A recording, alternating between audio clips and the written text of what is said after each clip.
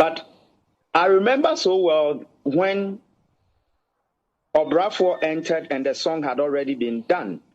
And he went like, I don't want this thing on it. That is the killer cut. So, ladies and gentlemen, 20 years ago, Obrafour recorded a song. Went home or wherever, Hammer was the one working on the song. Later, Obrafour came and he heard that somebody had said some things on his song. The person said, killer cut, blood, killer cut. Killer cut, blood, killer cut. Killer cut, blood, killer cut. Obrafour at that time said he didn't like it. Hammer should take it off. Hammer had to vouch for the person and say some things to convince him. 20 years later, that part of the song has entered some brouhaha, some wahala. And now Obrafour is looking for $10 million. Oh, the world is a wonderful place. The world is... This is update number 2.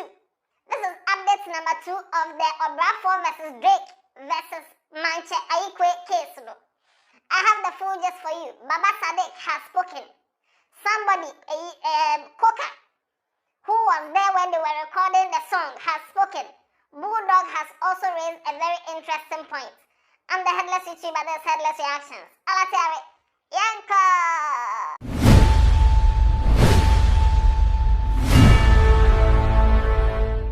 In case you don't know what's going on, Obrafour has sued Drake for sampling some part of his song, Oye Ohene remix.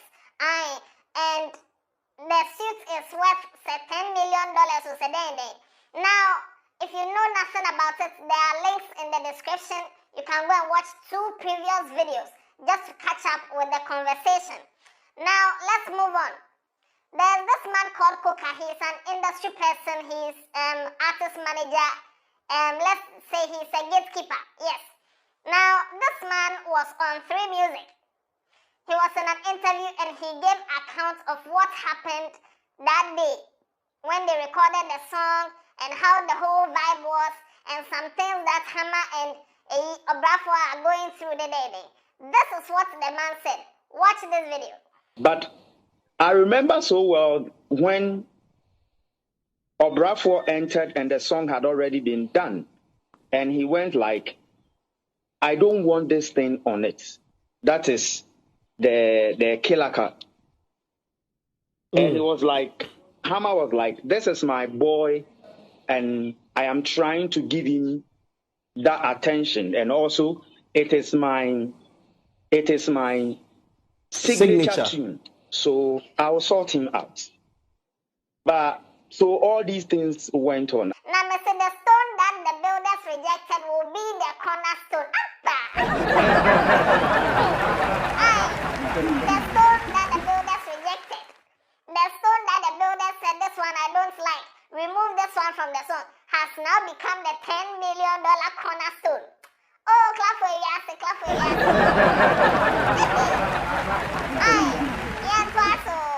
I think even during that song had issues. I remember Ohene Jan even came there at a point very furious with Obrafour, with Tiny about everything, but he didn't know that Tiny had already come to sign and take him money. Me, today, sitting here seeing Mantse calling for this, I am worried because that sick tune, it was on a lot of Hammer's songs. So what's going to happen to it? I felt when Drake's team got in touch with Obrafour late December and Obrafour reached out to them, the negotiation should have been, go bring it, then we decide. And also we know in our music structures, Drake will only deal with the record label. And who happens to be the record label? The record label is Execution Entertainment and Obrafour is a CEO. So whatever it is, boss, the fights, the mistrust and things that have gone on with these dealings, the tension and the insults between Way or Thing, the current manager for Obrafour, and then Hammer, you can't mean it. But I think Hammer did a disservice to the industry You understand the game, you understand everything. Once Obrafour gets the money to the label, your legal actions can go from there. Because really, he owns the thing as a label. What we are doing, the divided front is what have forced Drake to go ahead to release it. Now, obviously, there's a lot going on between Hammer, Obrafour, and also Mantse. There's a lot going on because if everything were cool, I don't think we'll get to this point where somebody will go and sue differently and another person come and write a lot of things on social media. If you don't know what's going on, go and watch the 2 previous videos. The links are in the description. Now, it's somebody's voice on somebody's song. Who does the song belong to? The part that was sampled was the talking, not the entire song. But the entire song is registered to Obrafour, not a Mantse. So right now, no, who is a legible, or your friend saying, yes, who is the rightful person to receive compensation for whatever sampling the damages, no? Baba Sadiq, he was on TV3, and he also shared his views on this whole issue as to who deserves compensation and all that. Watch this video. And all the case studies that came to my mind affirms Mantse's right as a person who is supposed to actually receive compensation for that particular, for the sampled piece. Tell us more. Of course, the recording, the sound recording generally, is for Obrafour Execution Entertainment. But it wasn't the entire song that was sampled. There was just a particular piece of it that was sampled. That piece of it, Mantse claims that he did not give it to Obrafour. He had given it to, he had uttered it, right, composed it, and given it to Hammer as a producer. And then Hammer used it in the song. So in that particular instance, there was not even an arrangement between him and Obrafour. He had given it to Hammer. Now in this particular instance, whether he was paid, whether he had kept quiet all this while or not, if you look at all the case studies that had happened on similar issues, it confirms that the Mantse is the one that's duly, that's a rightful claimant to the compensation that. Now, this whole thing is a hot mess, honestly, because $10 million is on the line, and I'm not sure they will receive $10 million. I mean, this is going to drag in court and all that. But let's just assume $10 million is what will be paid if the court proceedings and whatever, goes on clean. Now, I believe personally that even if a Drake is made to pay Obrafour $10 million, by the time that money will get here, it will be like $4 million. It will be like $4 million. Because, first of all, there's no way America is going to allow $10 million to move out of their country you know what? This is what Bulldog said. Watch this video. What are you hoping we learn from this matter? Again, Obrafour, again, we were talking about sound recording, we're talking about IP. These two are different things that we need. People are bundling it up together. So once we go into court, we'll realize what it is and who owns what. And whether, again, the $10 million, look, to start with, America won't allow $10 million to come to Ghana easily. Yeah, but if we make our claim and we make it right. Oh, they won't. $10 million is not be small money. You traveled. I mean, Abraham will say that, look, when you go to the States, even if you have $5,000, you have to show papers where you got them from. It's not like Ghana that, everybody, the dollar, they throw dollar.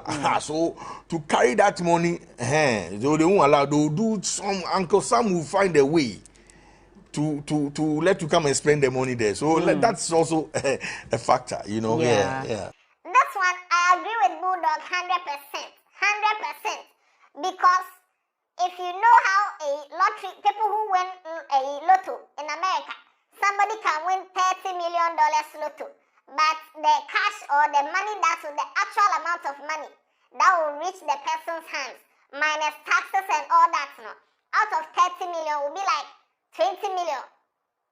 1/3 of the money is gone. And that's how it is.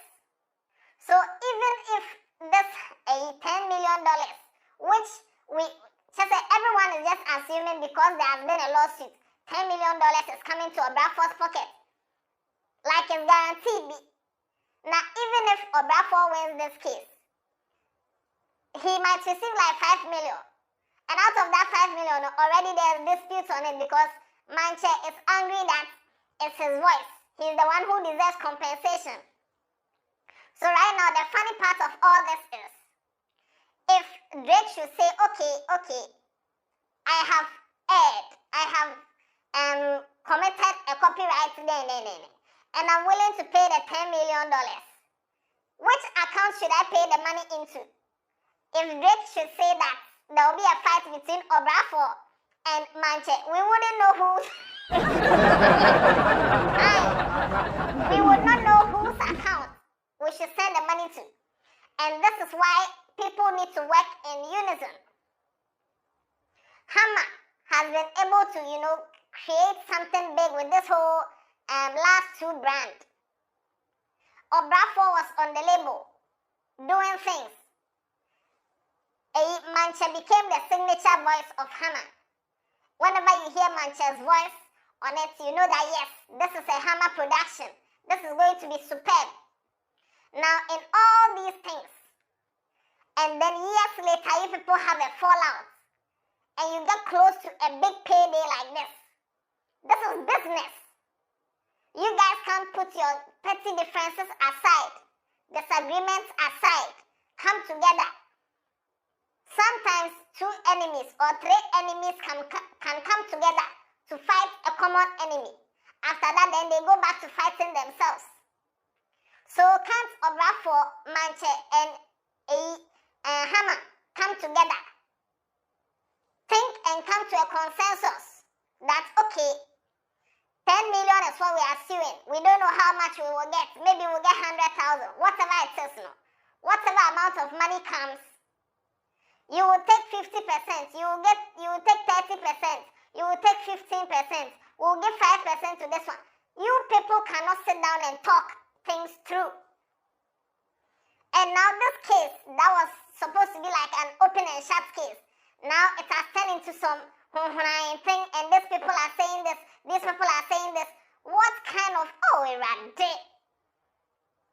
Anyway, share your views in the comment section. Do you think these people, with all the talking, plenty talking, and division between them, do you think they can be able to, with all the division between them, do you think they can get something substantial from Drake? Do you think this case will become a foolish case? Do you think this case will become some way and Drake will get away with this, and at the end of the day he might even pay them like $10,000 or something? Whatever it is, let me know in the comment section. If you agree with a Bulldog, let me know. If you agree with Baba Sadek, let me know. If you agree with Coca, if you disagree, comment below. Comment Readers Association. We are here to read comments. And yes, Eid Mubarak to all the Koto Nation, the Muslims in the Koto Nation. Happy holidays to you. Enjoy the long weekend. And I don't know. Yeah,